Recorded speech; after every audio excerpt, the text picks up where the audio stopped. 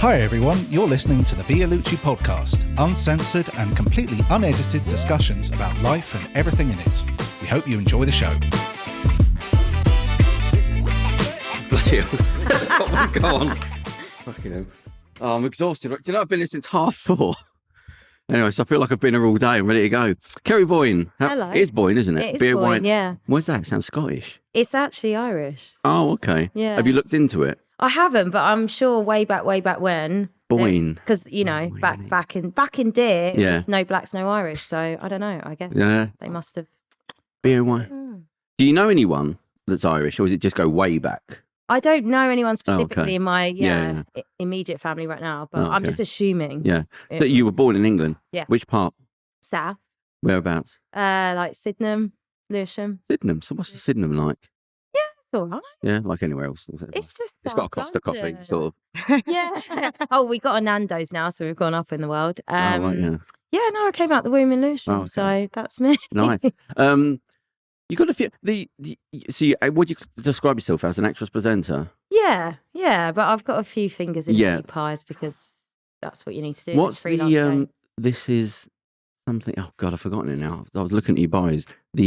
What's on your Instagram? This is the life, something like that. Oh, I don't know. Oh, if it's my CITV show. No, not Scrambled. Oh, no, not. What have you got on your Instagram? You got the Scrambled. Yeah. You got this is something the life. The life. Yeah. Isn't it the? I've got another side little Instagram profile that's like Miss Lift the Lid, but that's it. Oh. Okay, so that's not a thing. No, it's just like a little side thing where I put most of my positivity posts Right, or like yeah. things that I've been through and, you know. So I all don't that usually kind get involved in something like that, but I noticed something. I thought, oh, that's interesting. It was just something you'd put on there, and it was a mental health thing, of stuff. and it was not that I'm not faking being ill. I'm faking being healthy, or like happy. Do you know what I mean? It's like the fake bit isn't me being ill. I'm actually faking being happy. The unhappiness is the real me. Like there's something wrong with me, sort of thing. I thought, oh, that's a good way of really describing someone that's got like depression or something. Like it's not like I've bouts of being down. It's just I can't keep the fake face on at this moment. So the being happy is actually the fake bit. And I thought, oh God, that's quite interesting. But anyway, yeah, that's through your Instagram. Yeah, It was going back a bit. I know. Now I'm trying to remember the post that I did. Right. I was like, So is your greatest work must be Scrambled on ITV. Is it Well, not on anymore? it's finished now. Yeah, last year it ended. Yeah. Oh, yeah, okay. They haven't And what was it, if you want to describe it? It's not a kid's show, It is. but what is it though?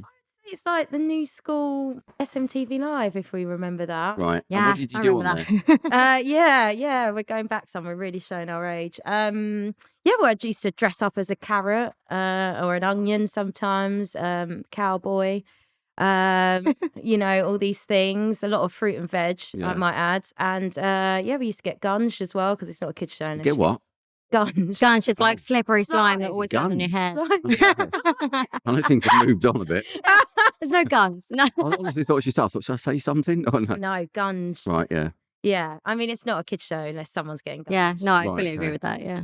Yeah. Why were you getting gunged? It's just kids' TV, isn't Okay, it? Like right. kids love it. Like, so it'd be. I mean, the setup would be like we'd have 10 seconds to name, I don't know, 5 capital cities. Oh, okay. It's just a kids' entertainment show. Yeah, and then you'd have 10 seconds, and if you didn't do it, then So you get. do you have to constantly have a smile or I not? mean, pretty much, yeah. You must do. Yeah. Kids don't want to watch someone that's like, "Hi, kids, welcome to Saturday, Sunday." If you could just live and just surround yourself with all your friends that were like kids' entertainment to you, you're going to have a good life. You'd have fun, surely. Yeah. It always looks like you're having fun. Like Because on you all can't the fake reels. that. Yeah. You can't, it has to be a personality trait to be able to Yeah. keep that up. you know what? Yeah, I think it must Yeah. be.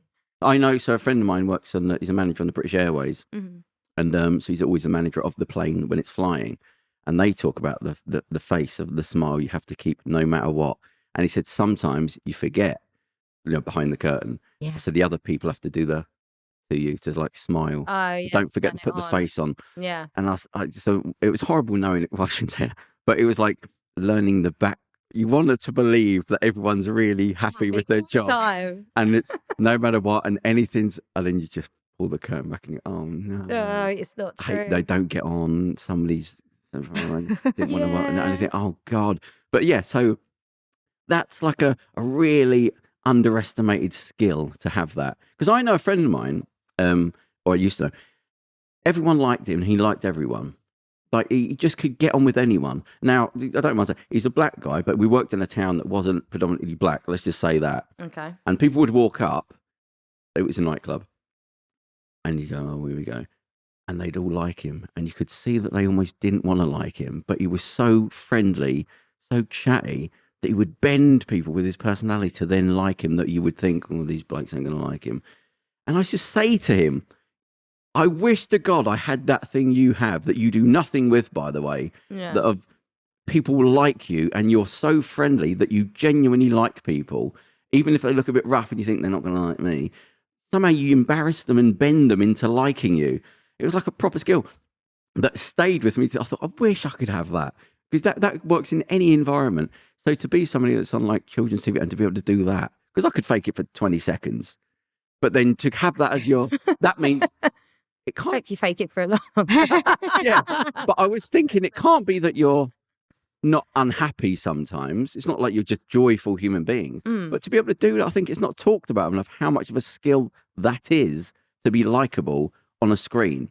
I think it is. You haven't done teaching or anything like that? No. But I think it is as well, actually, because a lot of the time people watch TV and straight away people just go, oh, I don't like her. Yeah, And there yeah. won't be a specific reason. Yeah. It'll just be like, don't really like that presenter. Yeah. I don't really. And you'd be like, why? And be like, don't know. You know? There's no reason. I don't know her at all. Yeah. Have you ever done any presenting children's? Yeah, I used to do like little bits. I also do teaching with kids as well, and like live events and things. I've just done Panto and stuff like that. Too, Oh, you know, same. like yeah, we've all been there. And Villager number 1 oh and my 2. gosh, yes. Ah, we might have worked for the same companies. Oh. I used to. I don't know if I told you guys. My worst ever job was where it was a Panto, and I had like hot dogs thrown at me when I was playing the bad version of the twin. No. What, literally? Like, yeah, Where were they coming from? yeah, from the audience. Right. But I mean, they threw their food up there. Yeah. Sometimes working with kids isn't fun, so I'd much prefer a screen. It's not that glamorous, to be No. fair. Also, if you end up being the arse end of the cow, not fun Oh, either. no. I managed to escape that in all my years of panto. Thank God. But for them to throw paid food at you, Yeah, almost no, an it really extra. was. But they like, so I think one of the directors was like, oh, you've got to take it as a compliment because it means they're really into the show. They hate you that Yeah, much yeah, as a yeah, bad guy. And I was like, are you kidding me? Yeah. Like, I'm literally like covered in mustard and I'm wiping it off before I'm transferring into the princess version of the witch. Like, I hated that job. And when you're talking about that mask, Yeah. my God, was there a mask in that show? Right. Like, backstage, I was How horrible. many people are in the audience? What evil. size? It totally depends. You go to some Something 10, venues and it'd be 100. full. Oh no, it'd be like hundreds. Oh, Like, okay. yeah, it's just- Hundreds? Yeah. Oh, right. Yeah. So sometimes you'd be like, well, sometimes it was smaller. You know what it's like. Depends, yeah. Totally depends where you're going and what you're doing. But like sometimes, but it was a traveling one. So Oh, you weren't stationary. no. Oh, no. What's wrong with that? I was talking to a fellow actor now. Oh, So okay. it was like, Like the in the hell. industry. What do you enjoy doing the most? I was just talking to Holly about this before. What do you enjoy doing the most? I Is don't it know. just money? Is it? No, I actually love presenting. I just Okay. feel like it's just a proper bit of me. That's I what just, you said as well. and I just get to be me. And it's so mad because I was talking to someone about this the other day and they were like, but isn't it harder to be you? And and you're like, well, no, because I only know less how work, to do me. yeah. Like it's less work. Yeah. Yeah. What's your ideal presenting jobs? Oh, Like, is it a sport thing? Is it a I think I love entertainment. So entertainment, what? music. celebrity culture? You mean? Not so much celebrity culture, like long running TV shows, where you just got longevity, like the Okay. one show. But I mean, like, oh, I Topic. love the one show. But what would things your like that. subject matters be like to talk about or report on? To Well, I present? guess that's always a little bit predetermined, isn't Yeah. it, on some of those shows? But me personally, I'd love to host a show that was more about mental health and things like that. That Oh, would be okay. more my kind of Yeah. dream. We came to the right show. But can you, when you're with an agent, when you're starting out and getting going, can you choose this type of things you want to do, or are you just trying to get your face out there, sort of thing? I think there's a bit of both, I suppose. Because you haven't done a lot depends. on mental health presenting work, have you? No, I haven't, but it's Yeah, it's definitely something a that field one- I yeah. want to step into for sure. And any reason why? I mean, I've experienced some things in my life, and I think I kind of had this epiphany a couple of years ago where I was like, you know what? I think I went through all this stuff to actually help others find Yeah. the light at the end of their tunnels. Otherwise, you just feel like, did I do that in vain? Did it happen in vain? But actually, it kind of gave me more purpose. Yeah. There's a thing that's happening at the moment. Somebody brought this up to me when we was talking, because I'm always not wanting to drag my past with me into things I'm doing. And people go, no, that's the thing. But it's like, to you, it's boring. It's not like anything unusual. But there's a thing about how people that have struggled are actually the ones that people follow the most, because there's a sense of respect from them. So you could go to just some, I'm not even going to go anyone, but any mainstream TV show, and they're just talking about whatever, and there's some arbitrary presenter that doesn't really experience much. You know their life generally. They know from the way they speak and all that.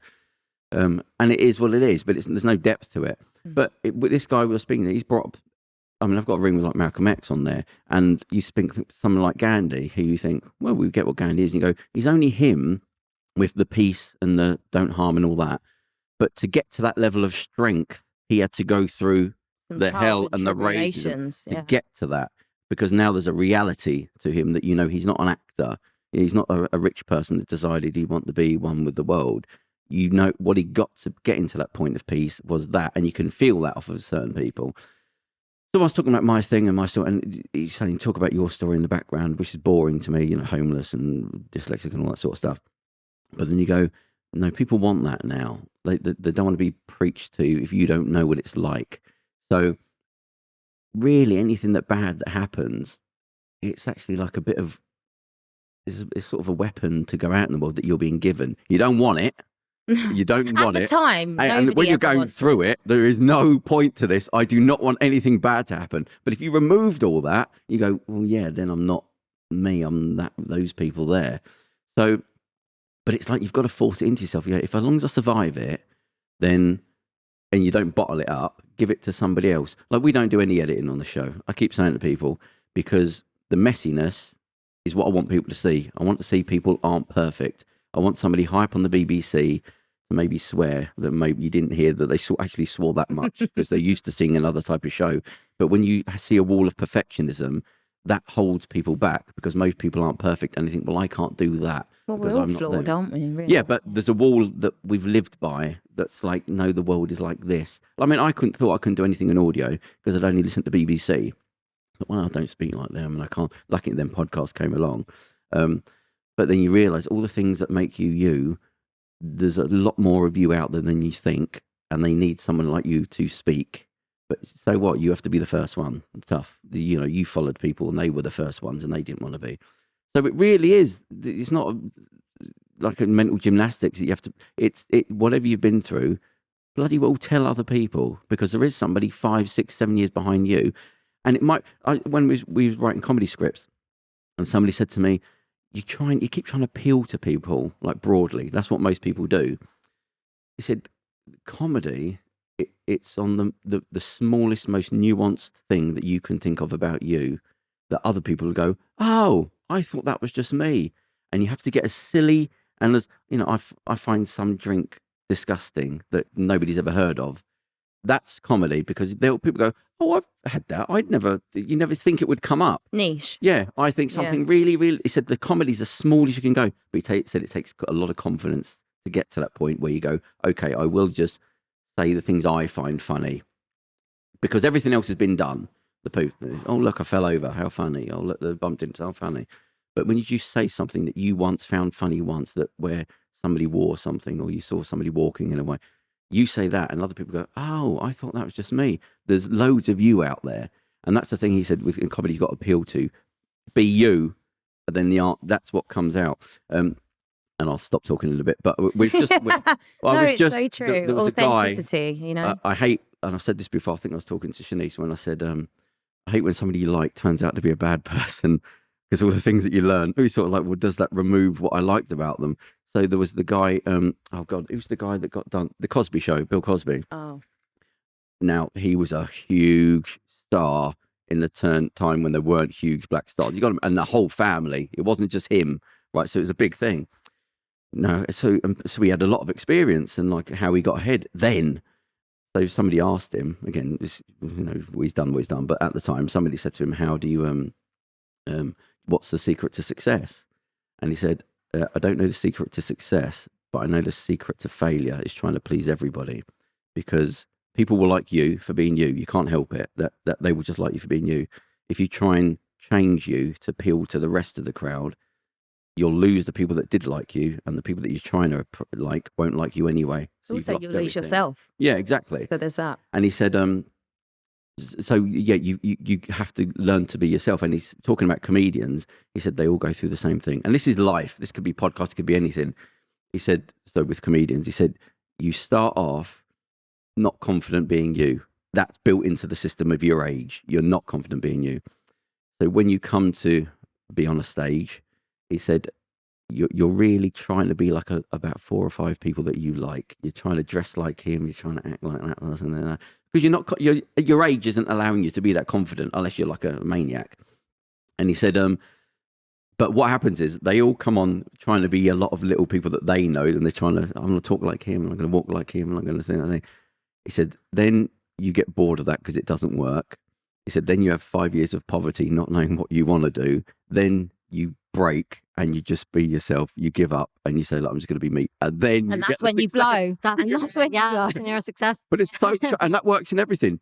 I keep saying, when you're telling people, like young people, don't tell them to be themselves. It's not built into the body at that point. It's like, tell me anything, but don't tell me to be myself. When you're 18 and someone says, tell you to be, it's going to bounce off you. You're going to not, I don't want to be myself because I'm not special. That you're not confident. So why say that to someone? It's a waste. So yeah, but to know that, to go into it, saying, look, I've got to be me. Like talking about the comedy, it's the small bits of who I am. That's what makes me successful in the end, because there's a lot of me out there. What there isn't out there, there's these generalized type of people. They're not out there. So with presenting, I'm not editing the show. It was just, I want people to be honest and just talk whatever you want to talk, and talk about, we don't do interviews really. We just talk about subjects, because you'll have done interviews and you've had photographs everywhere. They get that now. That's out there everywhere. But everything was with this show was just supposed to be, remove all that and just talk to a human being about whatever you think. And that's what we do on this show. Hi, bud. Hello, how you doing? You see what I mean? It is No, I get it's it. a lot of nothing, but over time you go, oh God, that was really quite, that works. It's a lot of little things. But I think it's the thing I'm really find amazing with that thing you've got, because I'm not a likable person. I can't walk in the room and be likable, but to have that as one of your skill sets, to just light up a room of killed children, I'd give anything for that. It's like, but you probably don't appreciate when you are doing it. Yeah. Because you say like things you've been through and all that. So you're not just, wow, my life's been amazing. So when the camera kicks in, do you have a mental process? Not really. No, I think it's just more. smile. Well, no, it's just I'm grateful to be there. Like for me, anyway, I had quite a journey getting to this point of when I had my big break. Yeah. This CITV, and I used to be a dancer, so I was dancing my whole life, and then one day I ran for the tube and slipped over and broke my leg. So that was pretty much my dance career down the pan. And so it was a very long journey for me to get to a point of peace, of no longer chasing the dance dream and actually having to let it go, and then figuring out what else am I really passionate about. And then I fell into presenting and acting. It was like, oh, actually, always used to watch SMTV Live, Wonky Donkey, all of that. Yeah. And then started going down that trajectory. And then it's funny actually, circling back to you talking about authenticity and being you. And I think it's that thing of getting to the point in life. It's such a journey where you get to that point where you're ready to be seen. And I think that's part of it as well. Yeah. So when I did my audition for Scrambled, which was on ITV's The Big Audition, I was just at that point where I was like, I'm just going to go in there and be me. Like, that is my one objective. Like, obviously, it'd be so good to get the job. It's my dream job. But my main promise I made to myself is I'm just going to go in there and be 100% me. Yeah. And I want to walk out that audition and I want to feel like there's nothing more I could have done in that room. Yeah. And that is what I did. When I left my audition, I was like, yeah, that's why there's you got nothing, the job. there's nothing more I could have done. Yeah. If they don't like me or I don't get picked, cool, but I still like me. Yeah. And that was it. That's true confidence there as well. Do you find as well when you're like being a kids presenter, you're a role model, right? I guess you are, for everyone looking. Do you find it weird with like social media and people like obviously having phones with them all around? Do you feel a need to have that smile on even when you wouldn't necessarily want it on? Or like, when does that mask leave your face really? Or is it like genuinely that you're grateful all the time. That can't be possible. I mean, there's elements of that, isn't it? I mean, I'm grateful for the opportunity that I got. It's something that I always dreamed about doing. So, you know, I was happy to be there, and I am happy to be there. Yeah, sure. But yeah, I think it's actually navigating this whole role model thing. Yeah. Because also I found it quite conflicting, I guess, because in social media, I'm still me. I'm still Kerry, who's like, you know, club 30s, living her best life. Exactly. So yeah. I started to feel like, oh, I can't do photos with me with a glass of wine because I don't want to be like, yeah, that's some genuinely what I'm alky. talking Do you know about. what I mean? Yeah, Yeah. stuff like that. And I did feel a little bit like, oh God, well, I'll just pose normally without the wine. But you know, you're just a bit like, oh, I'm still an adult. Like, yes, I'm in kids' TV, and you know, yes, kids will look up to me and do look up to me. And I've been in many schools and kids are always like, oh, Kerry. And you're like, oh, God, wow. I just didn't even actually realise it translated. But yeah, so there is that sort of thing. But there was a guy, I can't remember his name, he's a psychologist. And he said, I take thousands of photographs. I probably said about 5,000 a year with people. I do events and things like that. And in one of the photographs, he'd made some sign like okay or something like that. And it turned out to be like a secret right-wing. Oh, no. thing. And he said from then on, they all went towards him and then started posting things about him being a member of the thing. And he said that one photograph, it wasn't like he was giving the finger or not. No.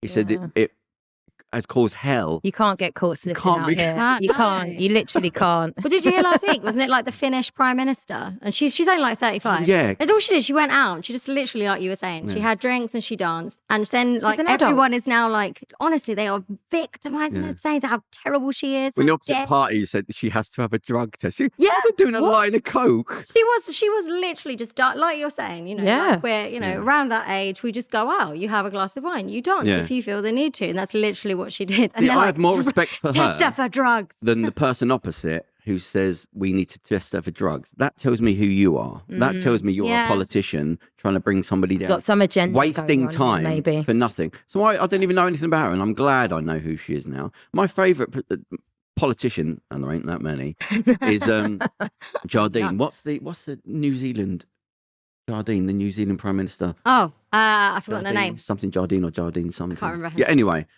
And it was all because I'm so used to seeing politicians in their environment of what they are, just, you know, acting, cardboard cutouts. And I just saw a clip of her. It was somebody who'd been killed, a tourist had been killed in New Zealand. And she was doing a press conference about it. And all the cameras are there. And she was saying, I want to apologise to the family, like, for this. And this is a Prime Minister. She said, I want to apologise to the family. And she said, she went to speak and you hear her voice break and she had to stop herself. And she went, she was in our country. We should have looked after her. And I want to say sorry. I'm going to get tearing up saying it now. That's a Prime Minister on a camera. I want to say sorry to parents because we should have looked after her. And I'm saying sorry. I thought, that's it. That tells me everything about your life now. You don't have an agent. Don't cry. You've got to present yourself strong. Do all that. There's a human being. That's who I want to lead the country. That's the person.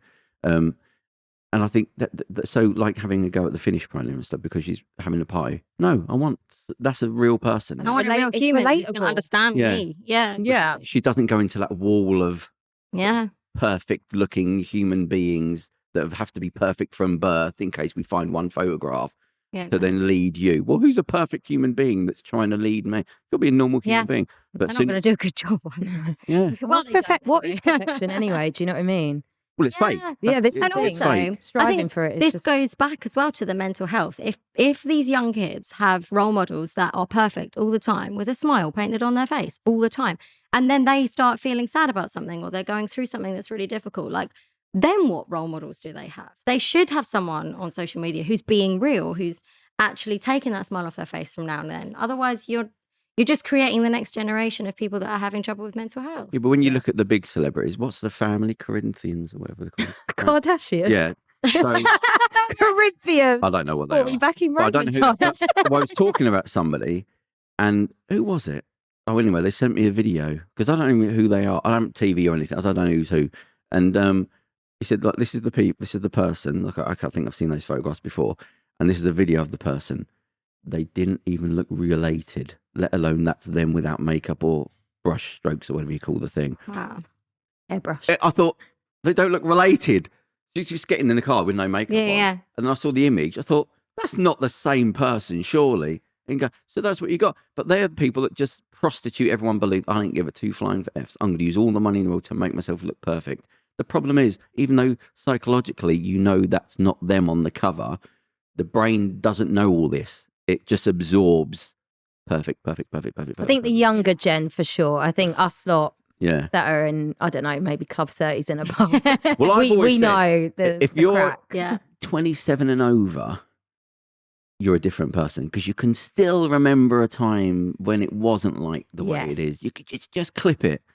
But if you're now just growing up in it, then you can forget it. You don't know what's going on in people's head, how the neurons are being developed, how that scaffolding's building, that you can't just flick off because somebody told you so. You've grown up in perfect. I was just I was speaking to this guy for the BBC Radio, my next guy, and we was talking about I was, because you do your podcast with the boxing thing. We was talking about Anthony.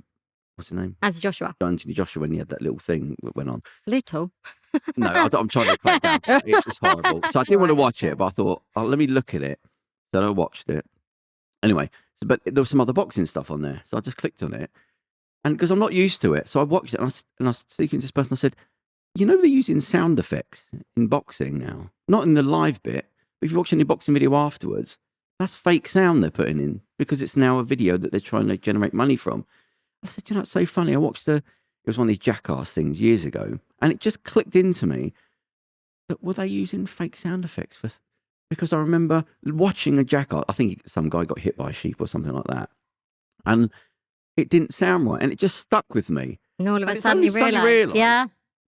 So even in things that don't need sound effects, they're using sound effects.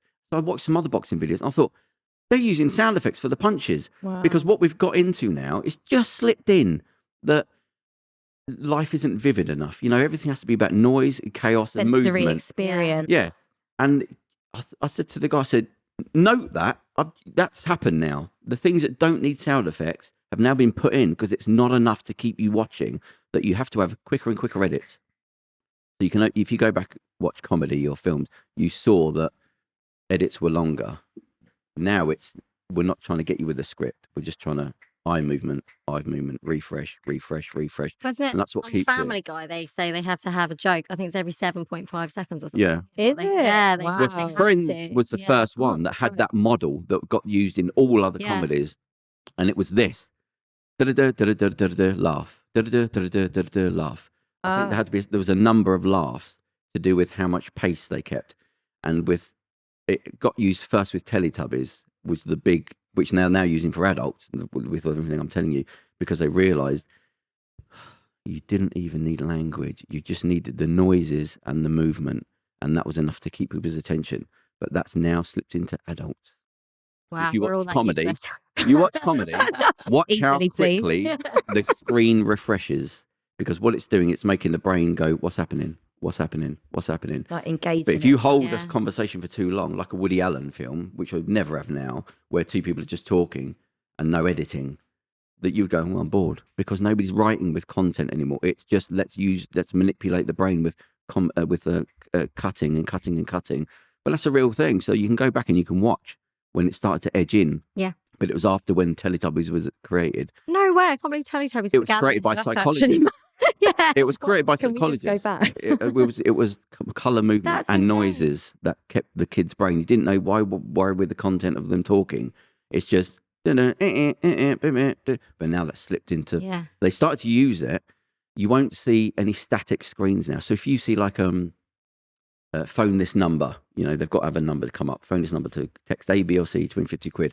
It will never just be it will have like fireworks behind it, or it'll have something. Yeah, I've noticed that. Because you can't just have a static screen, because the brain goes, I know what this is. It's not interesting. I'm off. We need more. You need something to go, what's that? What's that? What's that? And that's filtered into everything. So now look at the world in the whole, the Google generation, where it's just, I don't read anything. Headline. I barely read the headline. Somebody said to me about podcasting, the image you use. He said they basically look at the image, and that tells them if they hardly read it. They might read half a headline. Articles, Yeah. just a headline. I had What do the you same know? with I read someone a for headline. I don't YouTube, know. Yeah. They were like, oh, it's all about what do you call it? The thumbnail. Yeah. Yeah.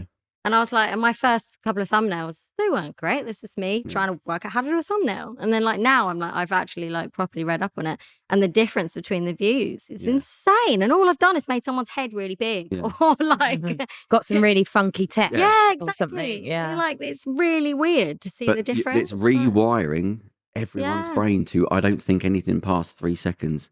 Think of that. And that is what it is. It's just headlines. Do you think we're like that though? Do you think that we are? Well, you can do you push hope back that you're not? No, I mean, I don't know. because part of you, it crystallized just before. Yeah, I think we just So missed you know that sort to of be able to period. push it. I know that's silly sort of thing. Just clip it. We know it's there. Yeah. We know it's going on, but it doesn't really infiltrate us like it does the younger gen. Like we know that there's these apps now where you can change your nose and your cheekbones and You're becoming avatar. Your waist and all of that stuff. But you know, for us, I don't know, for me anyway, because I had a whole journey of like having quite a dangerously unhealthy relationship with food, being a dancer and stuff, and you know, bulimia, all that kind of stuff. So I had to go through a whole journey of learning how to love my body and love myself and start from within effectively to, you know, love myself without like on the outside.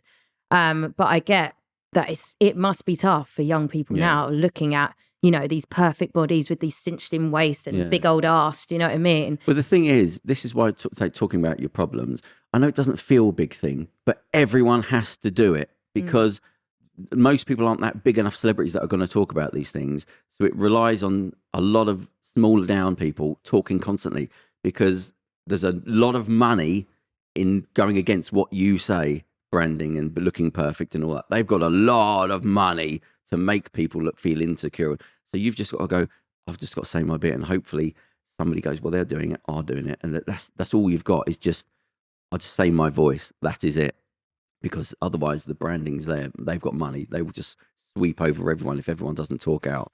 But we're not big celebrities, so you have to save it and tell the ugliness. When I started the show, I said, I swear, I've got nothing to lose. I'm going to tell all the shitty, boring stuff about being a CEO. Boring. I almost want to put you off. But I said, I don't care. I'll tell you everything. So I joke about ones, you know, left home and I slept in the bin.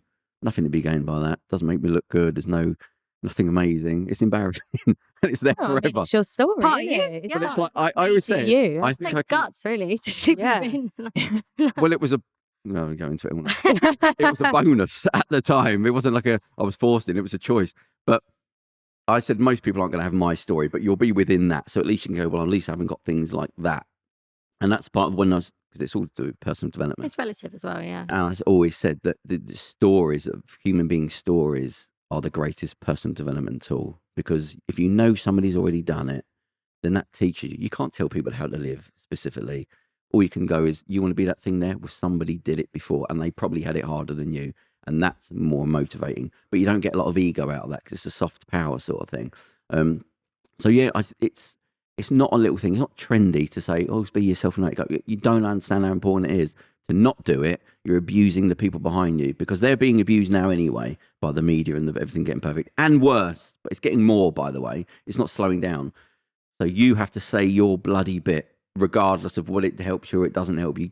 And don't even wait for I'll feel good because, never mind because, just bloody well do it and get in the habit of doing it. And hopefully other people are doing it as well. Yeah. And validate yourself, really, innit? I think there's a lot of like waiting for outside validation and you got to validate your fucking self. Plus, when you talk, it is therapy. It is actually therapy. Even when you're saying something, like in a conversation, you will learn something by talking to somebody else about what or just saying something out loud as well. Yeah. Would you consider doing like a documentary or like creating something that would be like the perfect piece that you would want to present?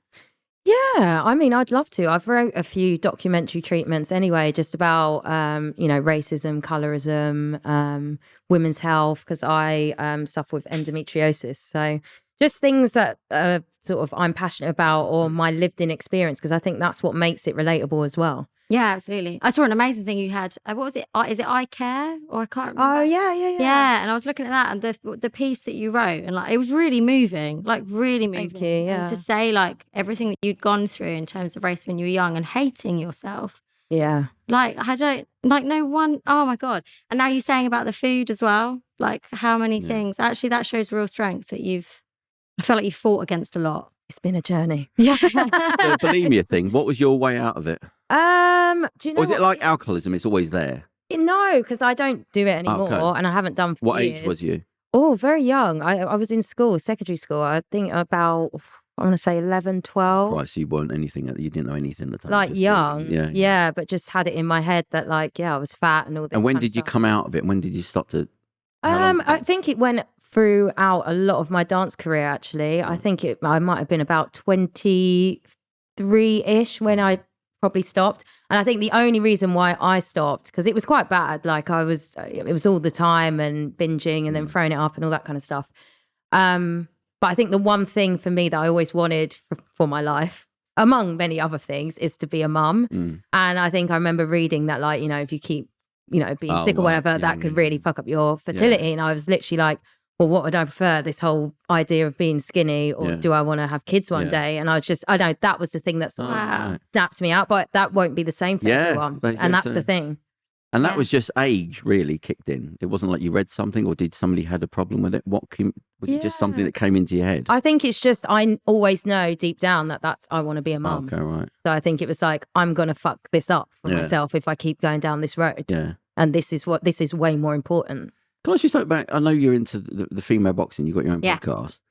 Is there anything about, because obviously it's women, they're reproductive. Is there anything about podcasting and boxing and like the problem of, because you're taking sort of liver shots and is there I mean, like I've spent one of the interviews that I did recently was with Natasha Jonas, who she's world champion currently. She was also in the Olympics as well, and she's just a fantastic boxer. But when she finished her amateur career, she decided to go and have children. So she kind of like thought, right, well, let's stop. She thought she was saying goodbye to boxing. And it was amazing in the interview that I did with her. She said when she got convinced back into boxing, so when her little girl was about 2, she was like, oh, okay, maybe I can go back. But she was really daunted by the thought of having to like make weight, number one. Boxers have to lose weight constantly to be in the right category, and training. And she said that it was incredible what had happened, that her body had just responded so well that when she came back, she was better at everything. And she said that there's something in it, in the science, that like when you become a mother, your hormones in your body become stronger because they have to protect you. You have to protect your young. So she was like, I was beating all my PBs. She was making weight without a problem. She was stronger than ever. And like, honestly, you saw her last fight. Like she became world champion in round 1. Like it was just like the power, like you can see it. You can evidently see it. And she was like, she's like, she thinks it was that mother bear kind of, also, all those hormones coming in. You can guarantee it was rest, like not drilling. Maybe, but then she carried on training. So like, even though she wasn't like, on a big stage competing, she never stopped training. So it was like, she never stopped, like, it wasn't like massive camps, do you know what I mean? It wasn't like it was before. But there was more. So is it a known thing about like taking body shots? Do they talk about anything like that? No, like to be honest, I mean, it's obviously the concussion thing is not great. Yeah, that's the thing. Like if you go into a boxing ring, I mean, you could be taking like, I mean, look at AJ last week. I mean, he took like 20, 30 to the head in one round, and you're thinking, okay, the damage to your head is going to be more. Also, if you actually look at a boxing match, I would say that body shots aren't as... They're not as, you don't get as... But I just thought it might be heightened because like with when they do medical testing, you can hire yourself out to do medical testing back in newspapers to whatever. But they don't do women because obviously there's more risk of something affecting, like your body's more sensitive to the baby you might want to have. So they don't touch women. And I thought that might have been something in boxing. Well, they've said like women can't have 3-minute rounds at the moment because they have 2 minutes instead of 3 like the men.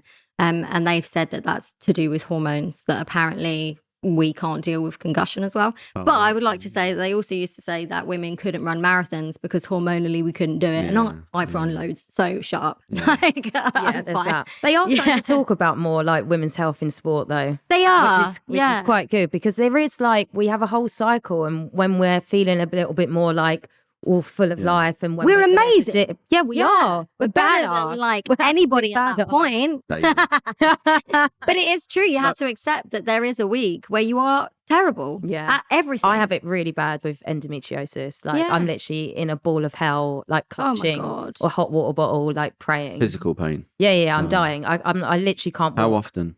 For 5 days. Every month. Yeah, it's awful. and I literally have to bosh like Nurofen and all of that. And I'm trying to find a more holistic way of doing this, but honestly, I just have to take. I've tried out a few brands, and nothing's really taken the edge off like ibuprofen, to be honest. And you've still got to go to work, right? You've still got to do everything. That Sometimes, you're supposed to do. Especially, I'd have to do CITV sometimes. You gotta get that smile on your face. Honestly, and no, as soon as the cameras are off, I'd be like, "Someone pass me my hot water bottle." Oh no! No, bad. Oh God! But you got to crack on. The show must go on. Because the bulimia things. Has anything changed since then? Have you just sort of reverted back to normal? Like you'd have to worry about certain foods or anything? Is it just gone? No, I've just I think it was a mental thing. No, it was just a mental thing, isn't it? It's just you have to rewire your whole brain and your whole perception of yourself. Yeah. And I think once you go down that journey, especially like the self-love journey, then you start to learn to love yourself. Yeah. I don't know if I can bring this up again because I've already mentioned it before the show. You know, we was talking about... What? Oh, no. I've got to put it I'm just going to send it out. We were talking about sperm before, but let me finish. Okay. Medically. To be fair, it was interesting. It was like an interesting story. Yeah, because... It's not weird. It's not weird. So the main company, the podcast, the personal development, that's what it is, personal development and everything. Even this is social development, even though it's just talking. It's all designed to be a certain way.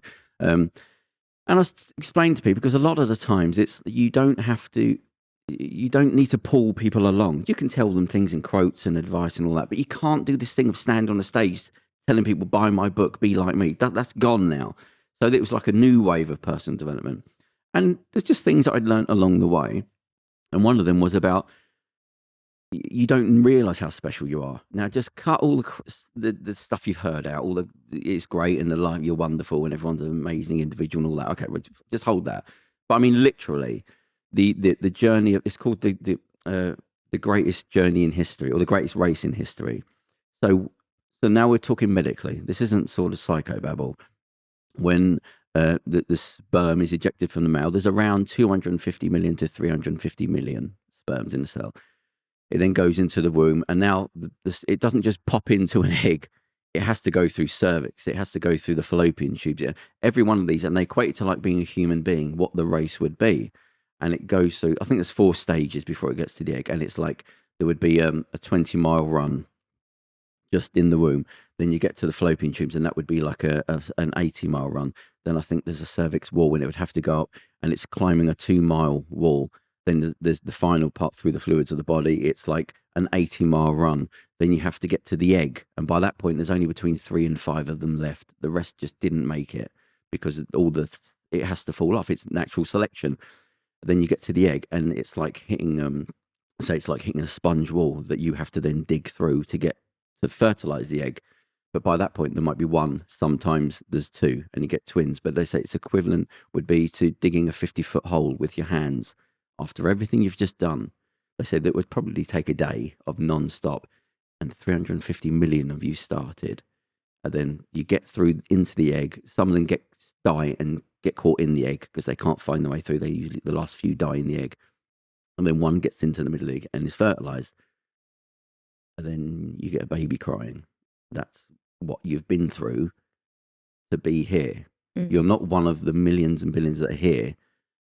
250 million to 350 million. The population of America raced against you. They didn't make it. And it's not because their batteries ran out. It's not because somebody wasn't willing them along or the temperature wasn't right. No, you all faced the same thing, and you were powered by the kinetic energy in you. There was a tail. There wasn't it's not an amphibian thing. You were powered by will to get there, and you had to face that. You had to face the thing. You had to face the other one was the immune system starts to attack you to try and kill you off because it doesn't know what you is, and that's when most of them die. And he said it's like running up the Normandy beaches 20 times and not getting hit by a bullet. You just got through. You were the one that got through. Then you face the cervix wall. Then you face the final journey to get to that, and it's the equivalence of what I just said. And then the last bit is the digging into. It's very fought by yard, this, isn't it? Yeah. But what I'm saying is, it's not the usual gobbledygook about these things. Then Scientific. You were born. Yeah. 250 million didn't make it, and they were the same as you. You got through to then be here. So before you were even born, you're already pretty epic. The great journey. You haven't. There's no race compares to it, and it was nothing but whatever the smallest part of what you is got you through. It wasn't automatic. It wasn't falling downhill and random. You've got through those things. 250 million didn't make it. They couldn't make it, I should say. And then you popped out. So whatever you're going through, just understand how many didn't get here because they couldn't. And how you're strong. Yeah. And I mean, again, it's not gobbledygook. Yeah. No, I'm Yeah. quite amazed by it. That's how you died. But then that must mean, like, there's a reason for everyone being here. Yeah, there's a reason why we're are what we are and good at what we are. What's I it? was saying as well, it posed like, for me, just straight up sort of a question. I was like, well, if we're going into the world of creating babies not naturally, Yeah. like, and unless you can pick out who those really strong sperm are, which maybe they can, maybe they figure that out. They're like that guy. But like, do you know what I mean? If they strong. but if they can't, like, what are? Do you know? I just posed. It will the pop up question of the that once strengths later there's, on. like, 30,000 more or so. So there's a good sample now. I said people will start getting tumours at 15 or something. Do you know what I mean? It'll be something will pop up that wasn't. In fact, when they talk now, I say, so psychologists talk about, well, we're getting older and getting older. Great, we can reduce this because there's no disease called death. Death is something went wrong in you that couldn't be fixed. We can pull the liver out. The heart went wrong. We can do the thing. The lungs. As long as you can replace things or grow new ones, you still survive. There's no such thing as death. There's no disease called death. It's just something went wrong. And sometimes a few of those things get wrong. And eventually there's too many. We can't fix it. And then you die. But it's just pulling out bits. Like a car, really. A classic car. Classic car will last forever. If you put Rust-Oleum on it, if you change the wheel, if you change that spark plugs, if you change it, it will last forever. So there's no death. It's just something going wrong. So when you fix that, when you can grow other organs, I mean, they use pig organs now to carry the blood and things like that into the heart. They put big things in because it's the nearest to us. But once you start doing that, that's fine. The body, we can rejuvenate the skin, we can inject you things, and that will happen. I think it's to do with telomeres. The end of each cell in your body, and this is why you get cancers and tumours, and this is another part of dying, is something called a telomere. And the telomere is it protects the cell from birth. So if they call it an aglet. An aglet, on the end of your boot, there's like a little bit of plastic on the lace. Yeah. That protects the lace, an aglet. Well, it's that for each cell in your body. It's just a little protective silicon biological cell, and that's called a telomere. It's on each cell. And as you get older, they start to wear away. And then when you get to a certain age, now diseases can get in to each cell, and then because one cell gets in, then another cell. So you can die that way. But then when we can reverse that, to keep this, because I think it's a type of eel that's actually like alive forever. It keeps replacing so that you can have one that's been alive for 1 million years. Tortoise can live for 250 years because their body, or amphibians, a lot of the amphibians, their limbs grow back, which we're trying to study. Sharks don't get cancer, so we're trying to find it. So Trying to replicate that. Yeah. So when I say, when we solve all those things, and now we can do all that, the limbs, the telomeres, we can replace the bits, we can grow a new heart and just put it, they say, well, we can take your stem cells from when you're young, and we can have a blueprint for any of your organs. So now when you grow up, we can just grow the organs.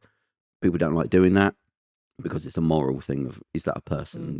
Well, anyway, once we get past that and we replace everything, that's fine then. No, because the brain isn't designed to be around that long.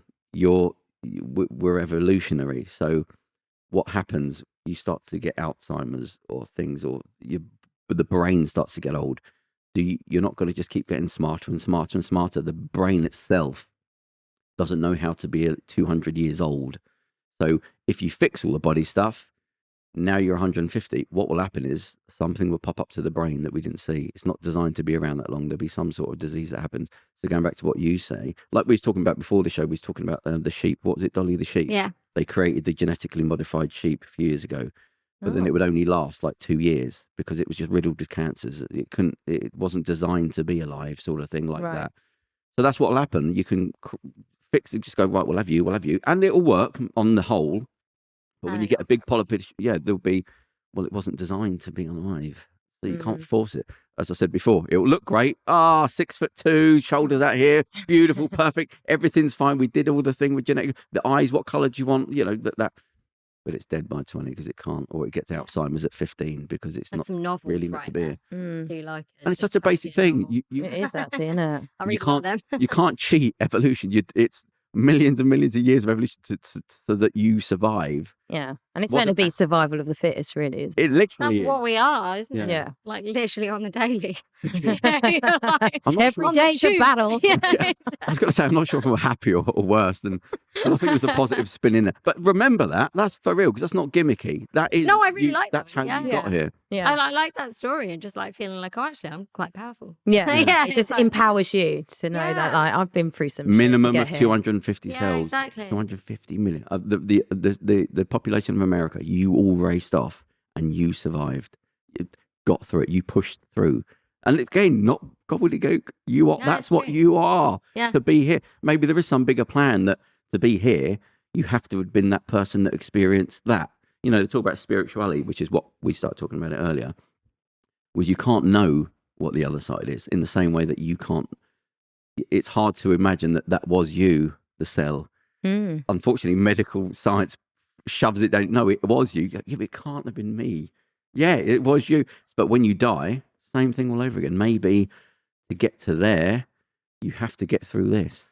You know, maybe some people don't. But then to get to there, maybe this is part, because this ain't easy. No. There shouldn't be work. They shouldn't have traffic jams and paying taxes. And you shouldn't be like this. But maybe to get through it, I mean, they say there's a general thought in spirituality that you get 8 lives and that the last 2 are the hardest because the other ones are teaching tools. If you get past that, you get to there. If you get to there, because you can all meet people and you go, they're like a child. Like they've learned nothing. They don't seem to know anything. They're greedy. Everything's knee-jerk reactions. They don't really think ahead of anything. They just grab at stuff. I don't think you could give them an opportunity, but they'll just ruin it by doing that. And you go, why have they not learned? Because it's not like you're 400 years old and they're 20 and they haven't had enough time to learn. You've come out the same gate at the same ages. How can you be that stupid? But then you can have Gandhi willing to die for nothing, but then you'll kill people for nothing. So maybe you have to get through that life. And if you do that, then you'll get to that life. And then they said the last one, well, the second from last, the 6th month is the hardest because that's when everything's thrown at you to be tested. Have you actually learned everything? So it's like, that's the hardest one. That's when you're most in conflict with yourself, that you're most doubting, you're most this. It's like life saying, right, so you've learned all these things. Now we're going to throw it all at you and you're going to have to fight yourself every day. And it's like you've got the devil inside you and the devil knows how to get to you. Not to that person. He won't get to you the same way that everyone's got their own weaknesses. Only you know your weaknesses. A little bit lazy. I do this. I should do that. I don't know that. It finds your weakness and it attacks that in you. It gets to more than the family know, anything like that. It'll get to you like that. And they say, if you can get through there, then the next life is you're the teacher. And that's when you're done. But all those points, and the last one's the hardest because it's okay, you survived. But now every minute in your head, we're going to be battling you and you're going to see if you push through. And when you come out of that, then you can teach people, not just stumble through problems. Did you want to say something? No, I was just going to Okay. say I would rather not have the last life there. Yeah, can I just say? Yeah. I think I'm done, to be honest. Yeah. I'm like, God, if I've gone through the really hard one, Yeah. just want to chill, I don't teach anyone. Can I just chill now? Yeah. Yeah. I'll stay here for a bit and put my feet up. Yeah. Well, it's actually, done.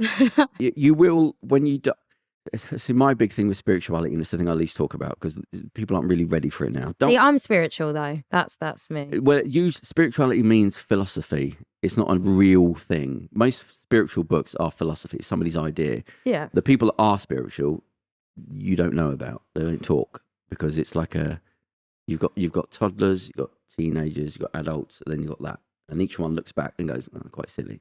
So they don't speak. So all the people you hear about, they're not. Even people that you would think are very spiritual and very successful, it's not. It's used as like a term for, but it's actually philosophy. It's people's ideas of things. But it's like before. Remember, there was a time when bacteria didn't exist. The thought of thinking about there's all these wars going on inside you and killing you didn't exist. It was to do with God. Well, you don't because God killed you. I mean, Ignaz Semmelweis, the guy that found, and Louis Pasteur, Yeah. pasteurization, Before then, they didn't know there was life in water. There was nothing. Of course, there wasn't. There was just God and us, human beings. There wasn't even apes. They didn't know that. Now think what you think about bacteria. It's everywhere. You can't see it because a microscope had to be invented. Before then, it did not exist. All this stuff that was there for millions of years, they were in you before you. Like the biome creates you. They say you're the host, actually. There's less of you than there is of all these wars that go inside you. White cells, blood cells, bacteria, the things fighting each other. You're really sitting on the back of them. You're the host being carried along. But so before then, that didn't exist, even though it did. That whole world of bacteria, and why are people dying? We don't understand. They didn't understand why people would die when a doctor's helping them. Ignaz Semmelweis, he said, I think the doctors are killing them because people are dying. There was a thing called purple disease. It sounds like purple, but it's not spelt the word purple. It's nothing to do with the colour. And he didn't understand that why midwives would be like, so the Victorian age, wouldn't want to take women to the hospital because they noticed they were dying more at hospital than being at home, which didn't make any sense because they're doctors, and they're doctors back then. Think of that, like in Victoria, when you're your royalty. He ended up in a nut house, died in a nut house, because he was sort of saying, are the doctors killing them? Because they are dying there more than not when they go there. And they went through everything. Is it to do with religion? Is it to do with a type of cloth? There's a lot of thought to do with cloth and religion things. Is it to do with the dye in the cloth that's killing them? He said when they go there, they die more than when they don't go to the hospital. There's something's going on. But they didn't have a microscope. What are you going to do? He's saying there's the pattern here. So, like I said, the midwives wouldn't want to take people they're trying to make them give birth before they went to the hospital. Then Louis Pasteur, and he sees life in a bit of water because you've got a microscope going, what the fuck's going on here? Oh, there's stuff going on in here. Now, more microscopes. We start cutting people open. Oh, disease. There's because what he realises that the hospitals would just share with the morgue. There was no difference. It was just a place of cutting bodies up. So they would cut a dead body up and then use that to cut the other person up. But you don't know anything. There's only God and humans. Why would a knife kill somebody? Doesn't make any sense. Until years later, you get the microscope and you go, oh, right, there's bacterias. And imagine trying to explain the bacteria. Yeah. Trust me, there's all these things crawling all over us now. You've got different bacteria on the front of your teeth to the back of your teeth. So when it's like you get bitten by a human, the two bacteria mix and it causes another bacteria because of the bacteria on the front of the teeth is different to the bacteria on the back of the teeth. Then you've got the dirt on the floor, different types of dirt. Is it dog excrement? Is it dirt? Is it this? Is it an insect? Is it blood? Is it a bird poo? So this whole world is teeming with a life that is here now, has always been here, but we didn't know. It's more of them than us until the microscope was invented. So to talk about spirituality, so I spent a lot of time in the gutter trying to talking to anyone, realised basically nearly everyone was, there was various levels from deluded to lying, to con person, to empathetic, highly empathetic, people that are good at reading people and don't know it. Some people are good at reading people and know it, and they exploit that. So there's all these things going on, and then some people that just are. And then the people that never talk about it and never speak about it because they know what for. Well, it's not you can get money from it. They're gone past that. They're not bothered. Anyway, and I spoke to this one woman, and she explained all this to me, and I was talking to her, and I knew from that when I met her, because I worked in nightclubs for years, and I was highly attuned to everyone's a liar. Everyone's a liar. They're all bloody lying. Really? Everyone? I'm only working in the nightclub industry, so I started to become a bit. Okay. But you're used to everyone lying constantly. And when I met her, it's like I was going through my Rolodex of like, why is she? I've given up on spirit. At the time, I'm thinking, I'm insane. Like the proper, we talk about why I was on drugs for like 4, 5, 6, because I was in friction of like, I might be insane here because I can't talk to anyone. I dip my toe in with people and then go, oh, not saying that again. Oh, not saying that again. And I met this woman, and I'm going to cut past because I don't want to go on about the story now. But no, she said when I left, she said, look, you can ask me whatever you like. She could give me a couple of questions before you go. She actually said to me, like she said, I don't usually meet men, like because it was a little old lady in a house, no TV, nothing, just in a little town. Doesn't matter. And she went, because I can usually tell from speaking to people on the phone who they are. I can tell everything. She said, but then somebody robbed her once, and it sort of knocked her confidence. She only wants a guy, and I thought, I can't do this. I'm not. But she said, I agreed to meet you. Anyway, she did. So when I met her, and then when I met her, she said it was like 40 quid or 35 quid. And she gave me, she said, look, I'm not really in this line of work. I'm not supposed to tell you bad stuff. We don't do that. But I can't not, it's all built into the same thing. So you can either take the money and go, which is fine. Little old lady about this tall. Or I'm just going to tell you everything. I can't analyse things. I'll just tell you what I know. And anyway, so we went through this thing, and I was like, Jesus Christ, and my world sort of ripped in two when I realised, okay, I'm not mad. Like, all this time I haven't been insane. And she's for real. And it's the only person I'd ever met who I felt like a child in front of. I thought, whatever I say, she's got me. And I'm used to being a control freak in crowds, and everyone's children, and I could just be manipulated and moved around, and it's boring.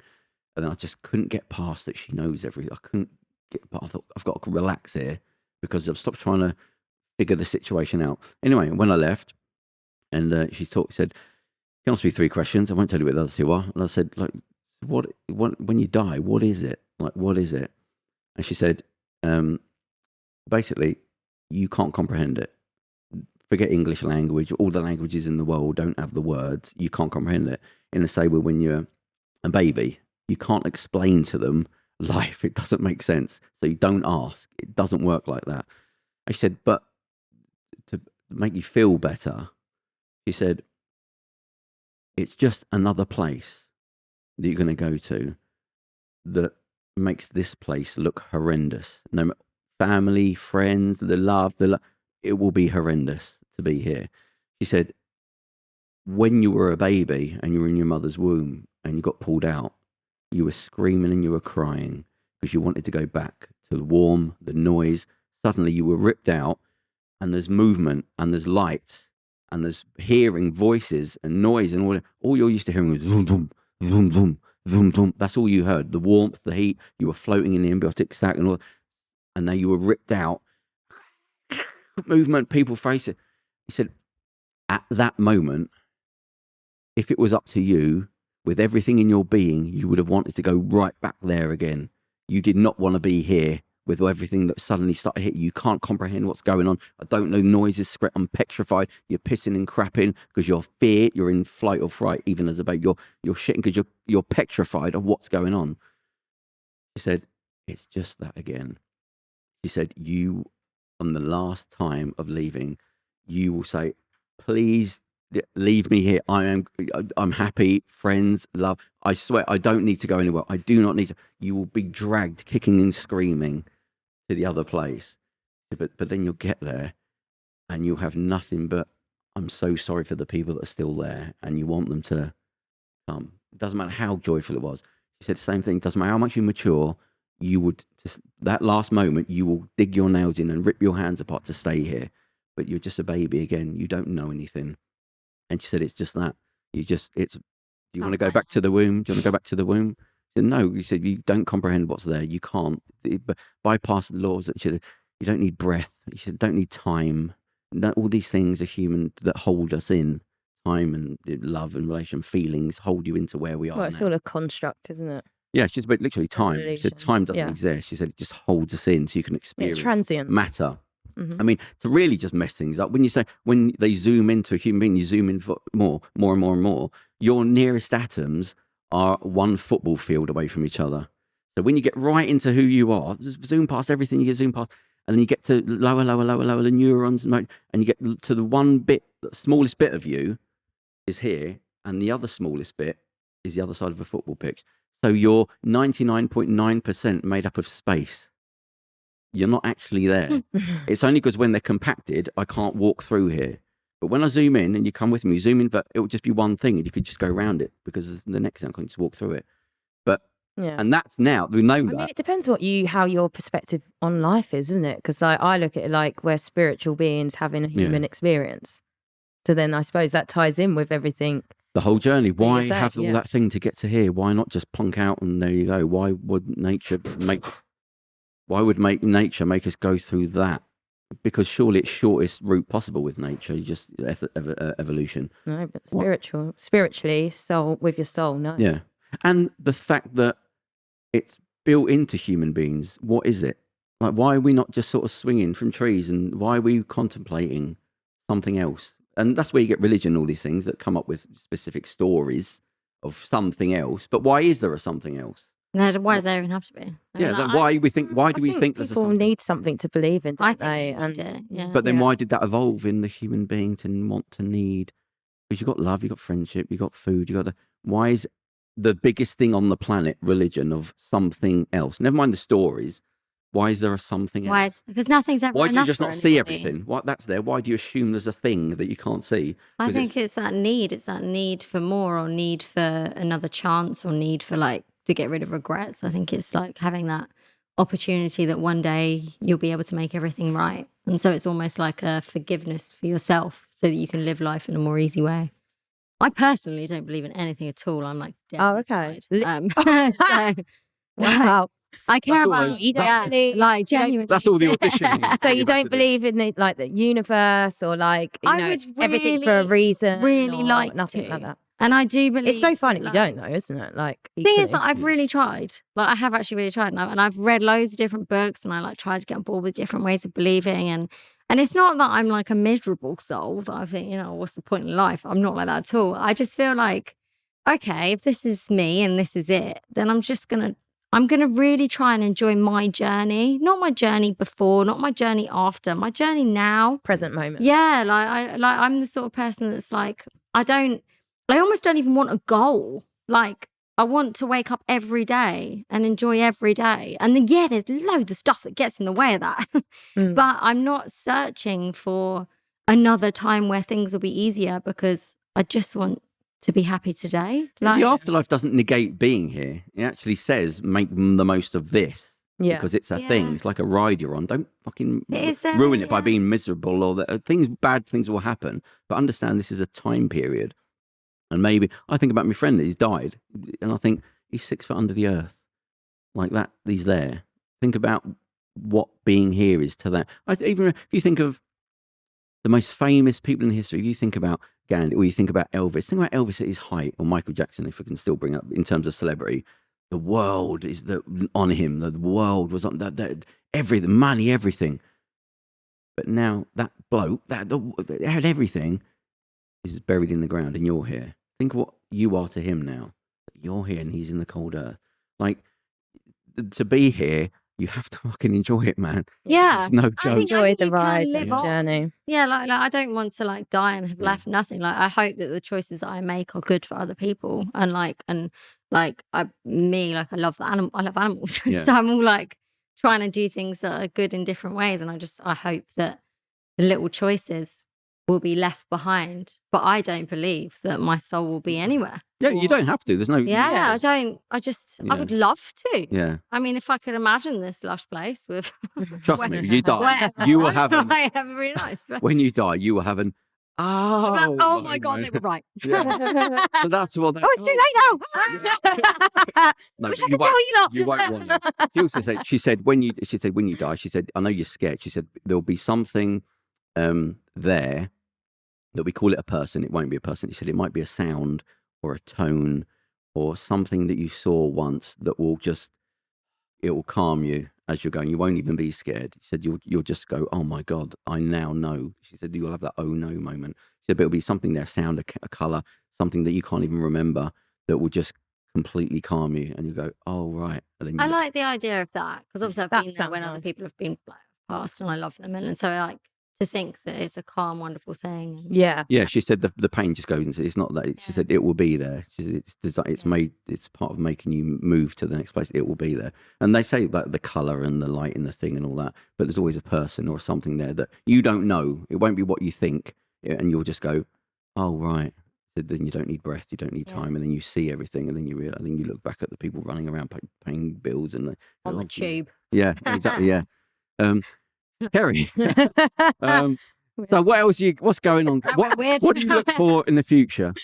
What do I look Yeah, for in the future? look forward to. Look forward to. Oh, I don't know actually, because I was going to touch on your point about goals and things, and actually, I feel like something in my journey that I've, obviously there's things I aspire to do and I want to do and I'm passionate about doing and I dream about doing, but I do actually find goals quite a little bit restrictive sometimes. And actually what I found is sometimes you set these goals, but then the goalpost is always moving. So then it's like if you constantly keep living your life for like, oh God, and then you achieve that and it's like, what am I going to do next? And then what am I going to do next? Like you're constantly in this striving thing. And actually I found that I just wasn't ever happy when I was constantly trying to do that because the goalpost, I was moving the goalpost all the fucking time. Yeah.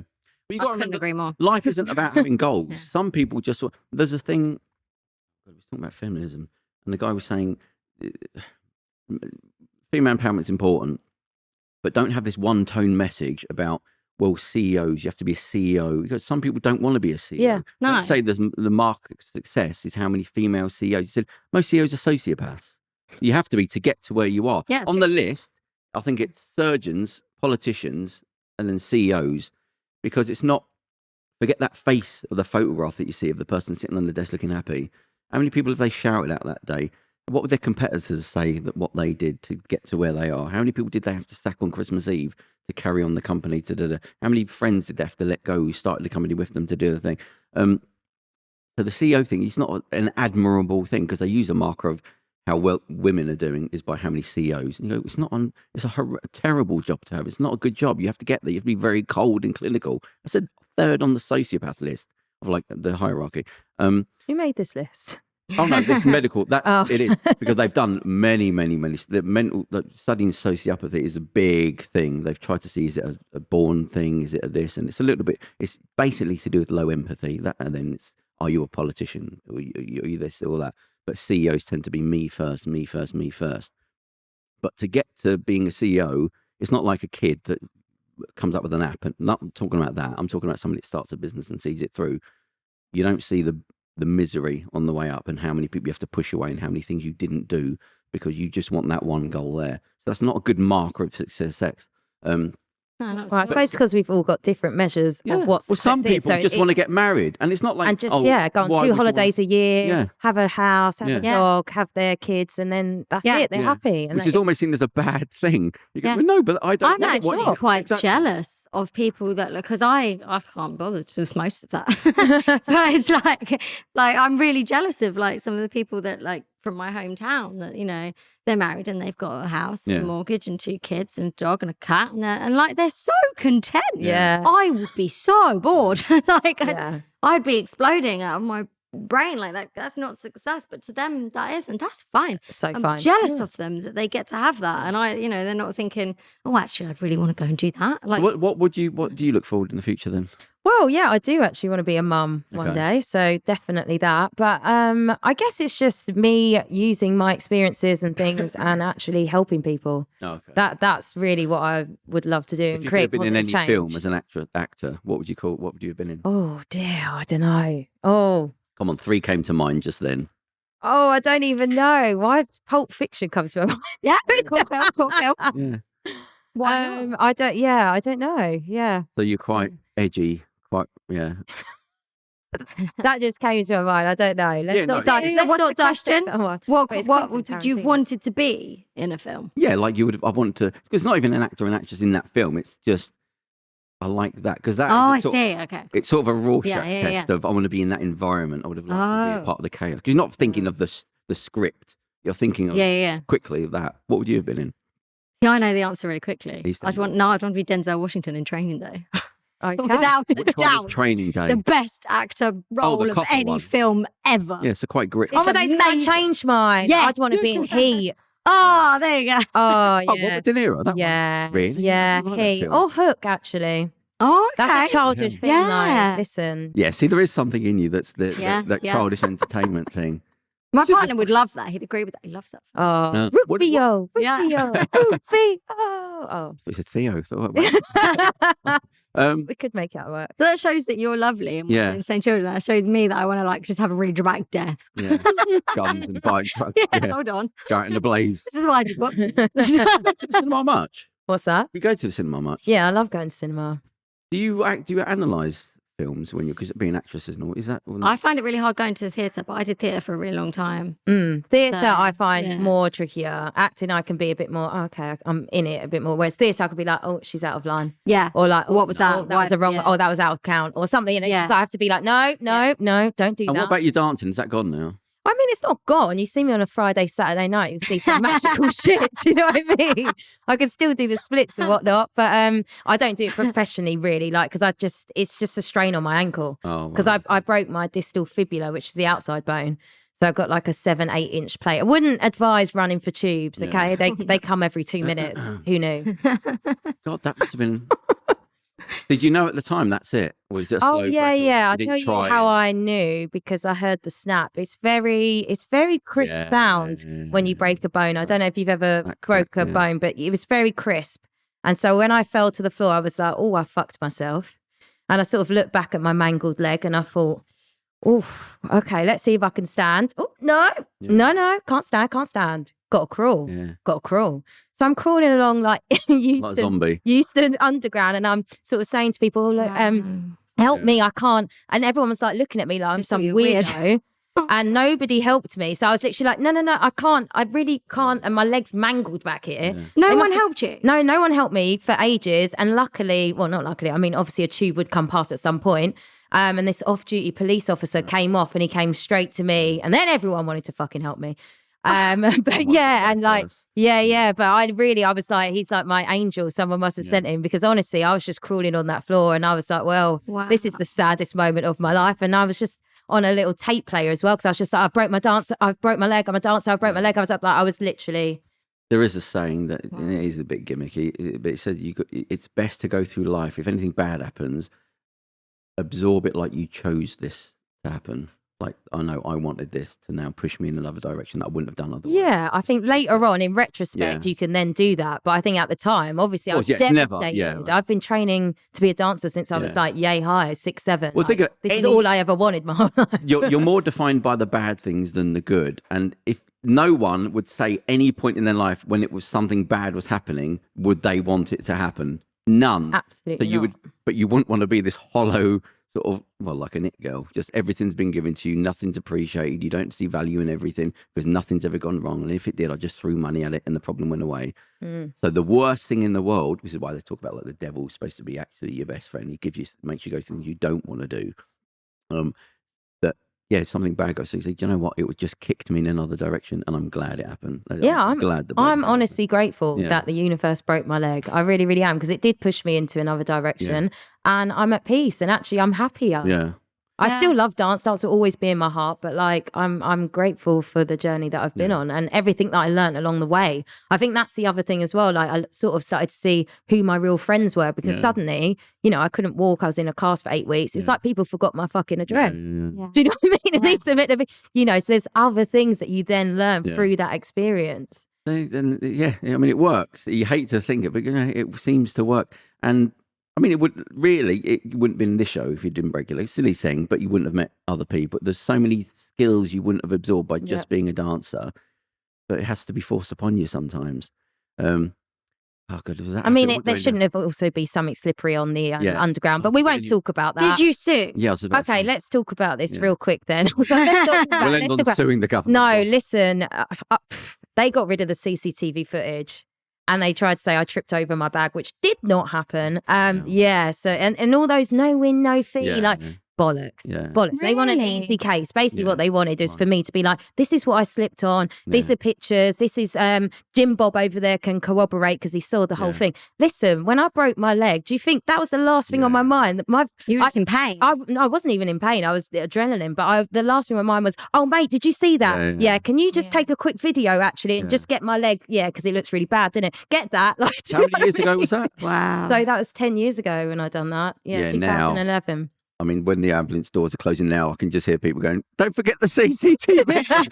All CCTV. I try and educate people now. Like, make sure you get all the evidence. It's only ever kept for 30 days, all the systems. No, I was in the hospital for a week, and it was after that week that I started trying to do it, and they literally, And it was gone. It is what it is. I'm sure I will get that abundance back one day. I knew a guy. I actually met him because he used to throw himself about in shops to get sort of money. Oh, wow. And he used to do it badly. And the first time I saw him do it, he tried it in the shop I was at. I said, mate, come on. You're not even, that's rubbish. But, and I became good friends with him after that. But I said to him, one day you're going to hurt yourself. Fake. And he did. He messed up his wrist. He broke his wrist. And it's a little bit wonky because he wouldn't go. He's one of them people who don't go in the hospital. So his hand's a little bit thing. I said, told you, you're going to mess up. That's karma, that is. He was if you saw him fall over, you go, come on, if you're going to do this as a profession, but he didn't want to hurt himself. Well, he did. Anyway. You got to learn your lessons. Yeah, and sometimes you got to learn the lessons the hard way. Yeah. Do you know what I mean? Healer. Oh, anyway. I don't run for tubes anymore. I don't run for anything. Tubes, trains, buses, men. Podcast. Absolutely. So you're something now. nothing. Are you on the way to the meeting at the No, I'm single. How long have you been Pringle. single for? Well, officially like about 4 months, but I really feel like it's been longer. No, I feel like it's been 5-6 years. Yeah. The last person I was dating wasn't really a Okay. thing. I don't know. Yeah. So Well, I don't count it. Yeah, okay. Well, listen, we wish you all the best. We should have you back on the show in a few months. We could talk about you for a bit, if you don't mind. I'd love that. There's more. It's only because we were talking about it beforehand, before you came in, so it's sort of like the mood. It's Yeah, you got absorbed in. Yeah, so fine. Anyway, I apologise and say thank you for coming in, and we will speak to you in a couple of months. We'll have you back on. Kerry Boyne, thank you very much. Thank you. Thank you. Here's your story, let's begin. The water's fine, come on, dive in. The future's here, it's right before your eyes. Step by step, you're on your way. You're welcome to a brighter day. Don't you know it feels good to be alive? You could be large.